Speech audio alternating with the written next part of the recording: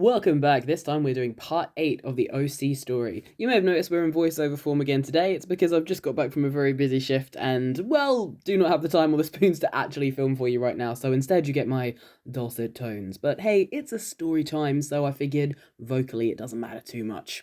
There are two votes that we're going to be using to carry on over into this part from part 7. Those two votes were held over on Patreon and in the comment section of the last video.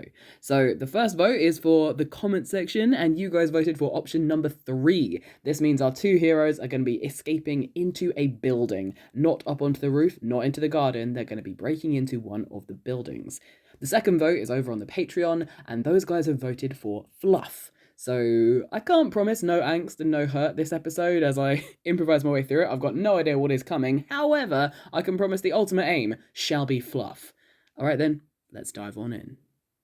We begin where we left off, down a dark alleyway. Prince Erasmus and Darrow the assassin have been running for their lives from Maximus's dogs, his henchmen pursuing them through the town. They've managed to shake them off just for the moment. They are rapidly, however, catching up behind.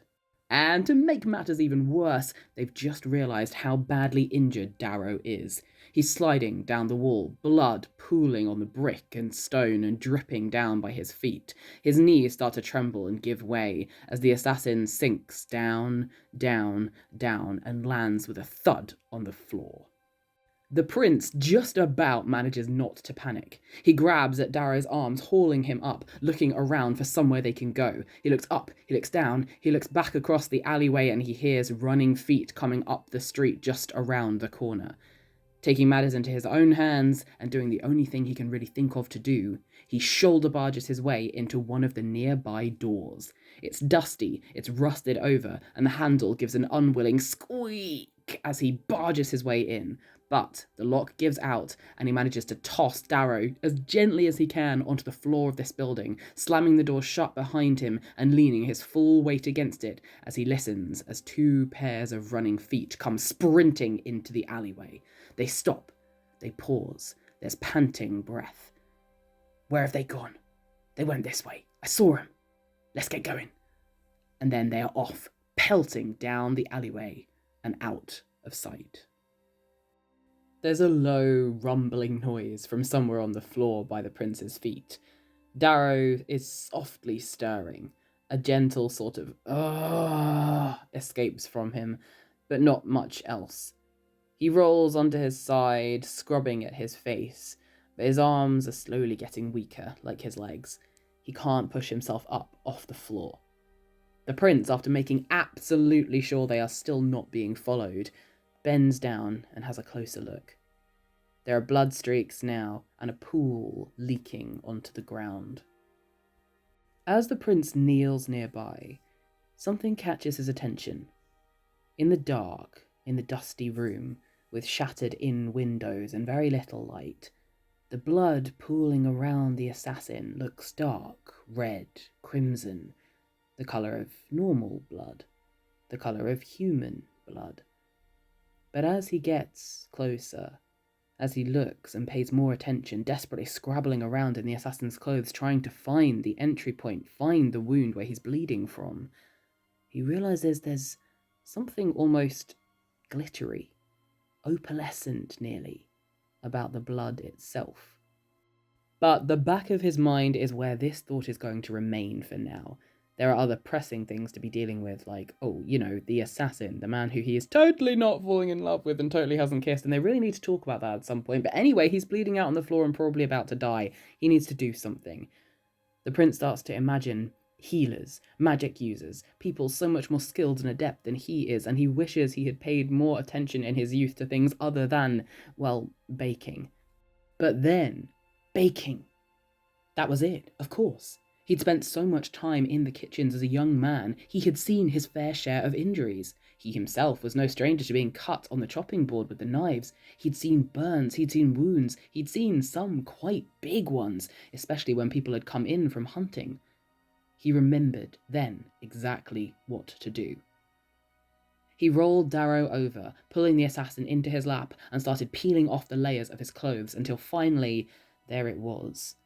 a sickening, gnarly gash of a wound, stabbed and twisted right down the assassin's back. It had missed anything too serious. His spine was intact, his lungs didn't look punctured, but still, it was nasty. It had scraped too, the blade clearly twisted on the way in and out. But staring at the wound in horror was not going to fix it, and so the prince snapped himself back to the present moment. He remembered everything he had been taught. He must stop the blood. He began to peel off his own clothes, desperately getting down to his cleanest, driest undershirt. He balled it up in his fists, and he slammed it against the wound. Slowly, slowly, the blood trickled, and then stilled and stopped. It felt as though they sat there for hours, waiting and waiting for the blood to stop pouring. But once it did, the prince managed to fashion a sort of bandaged tourniquet and tied it tightly around Darrow's waist. Slowly, carefully, he raised the assassin up and laid him gently across the table counter in the middle of this, well, part workshop, part kitchen that they had slammed their way into. Then he began picking through his own pockets, Darrow's too, their bags, and then eventually the building itself, searching for herbs, things he knew could help speed up the scabbing process. As the prince picked his way carefully through the kitchen come workshop and into another room, which looked like a bedroom come sitting room come study come library come dumping ground for so many other things, he picked his way through, looking round and around. There had to be something here he could use. There were old potted plants on the windowsill, still catching tiny rays of sun and somehow holding on. They'd probably been abandoned for weeks, but one of them could help. He grabbed several of the leaves, tugging them off, smushing them into a paste in his hand, not even looking for a bowl as he hurried on back through to the kitchen, and sat next to Darrow on the table, where he lay breathing low and slow.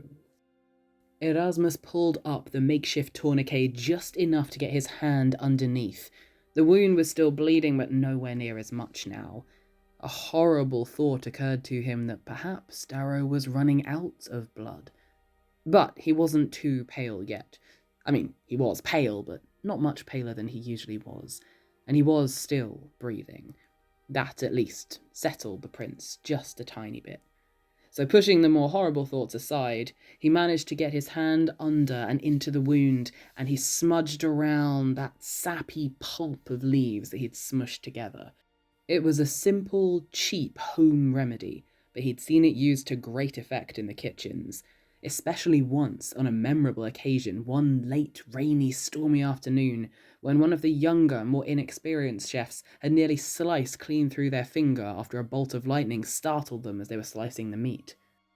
It would work again. It had to work. It would work. He'd done everything right. But now, the troubling part.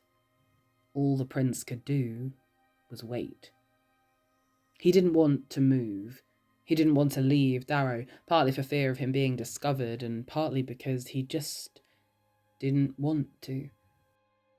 It was that thought that held the prince in place. It was that thought that kept him in that kitchen workshop all the rest of the day. It was that thought that kept him sitting with Darrow half pulled into his lap all night. It was that thought that had him still there, half asleep and bent over with his head hitting his own shoulder, but still sitting with Darrow in his lap as the next day dawned. And then another day after that. And finally, another day after that. For the first few hours, the prince couldn't say anything. He just sat, running his hands over and over through the long, pale hair.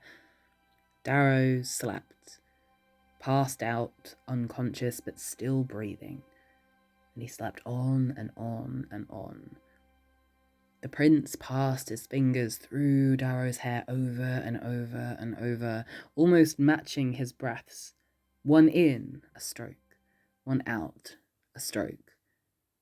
The hair eventually became so soft, so unmatted, that Darrow nearly didn't look like himself. But still the prince carried on. Partly, really, for himself more than anything else. He wanted that connection to remind himself Darrow was still there.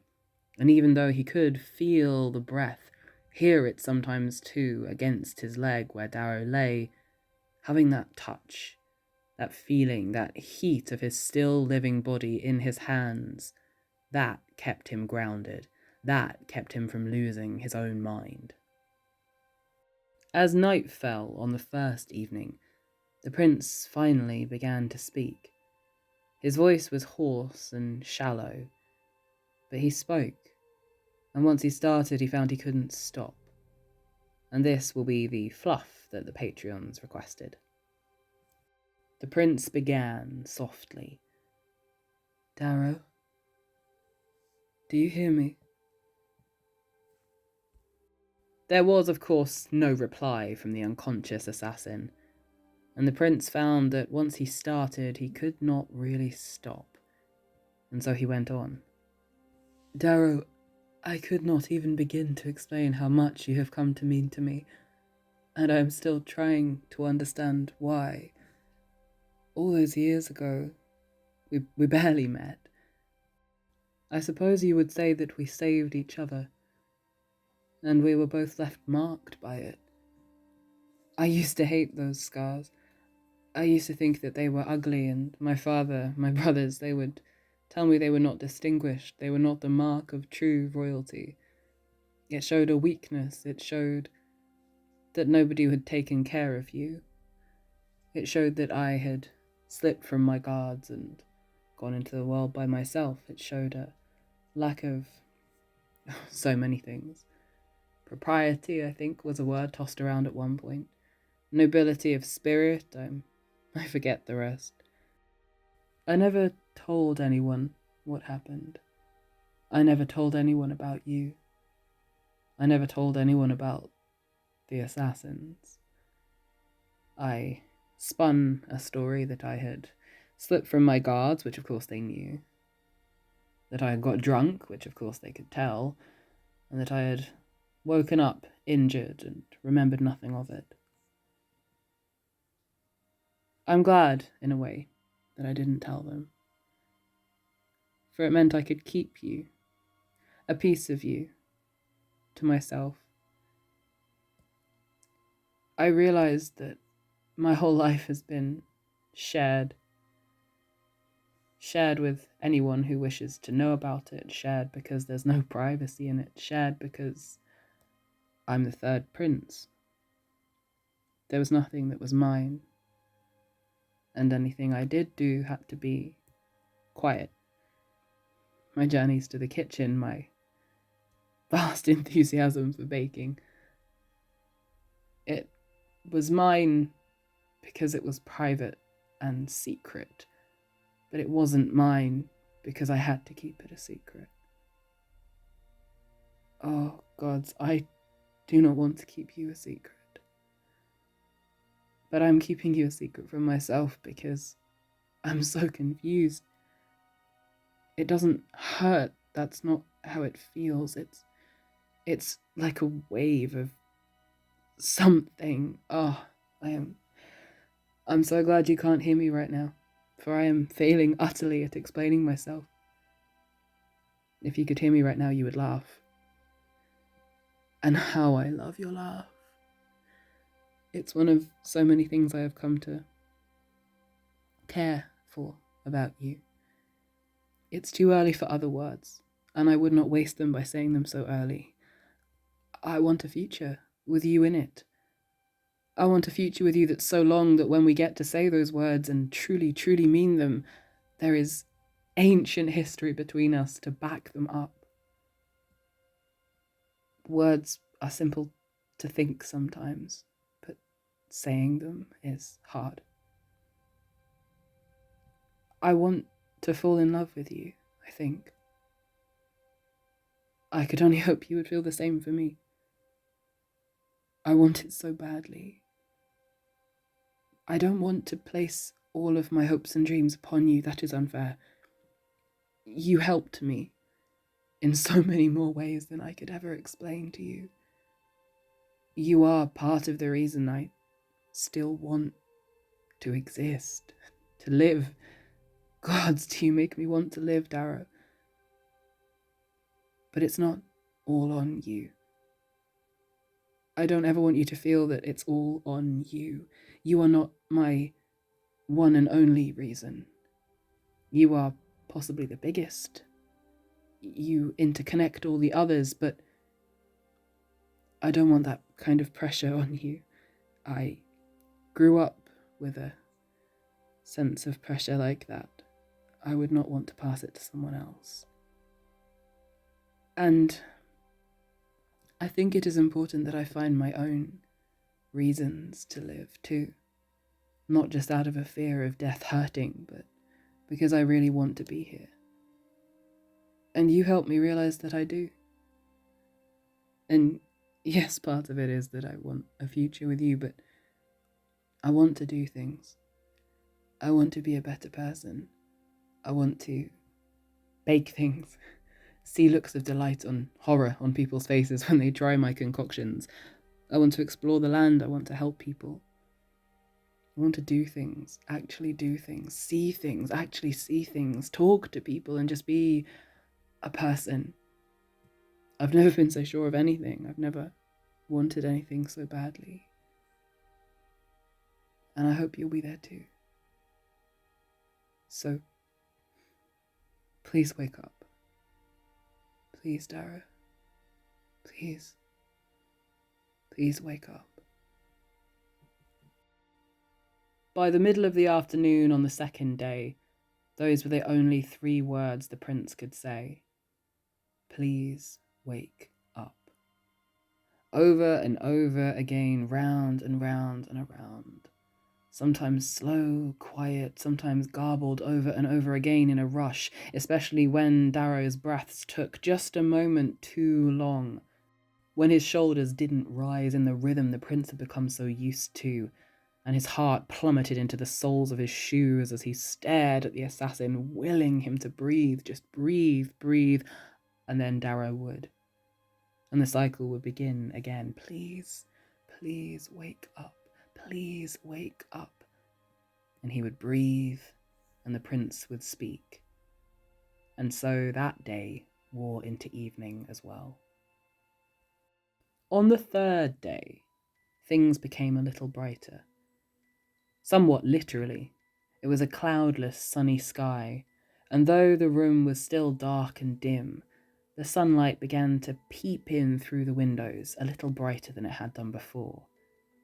And in this light, as the morning broke and the prince slowly sat up rubbing his eyes, he noticed something.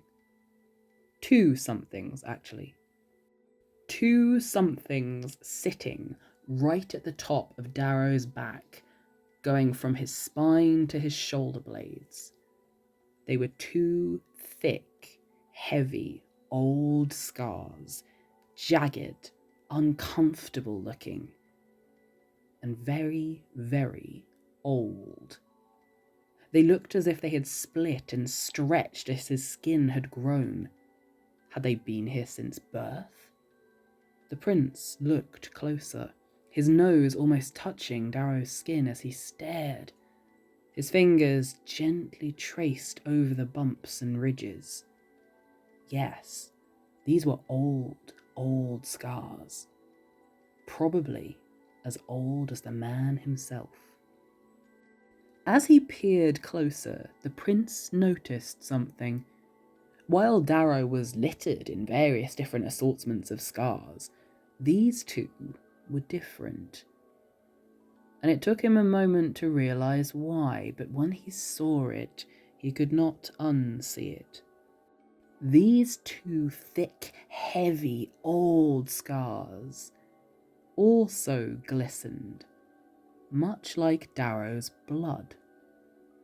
There was no blood in the scars now, they'd long since faded, but the knobbly, gnarled edges of the white skin scarred over so long ago was definitely glittery. The prince fell silent at last. No more words escaped his lips, as his fingertips traced over and over the heavy indents of these large scars, and he watched the glitter twinkling in the sunshine.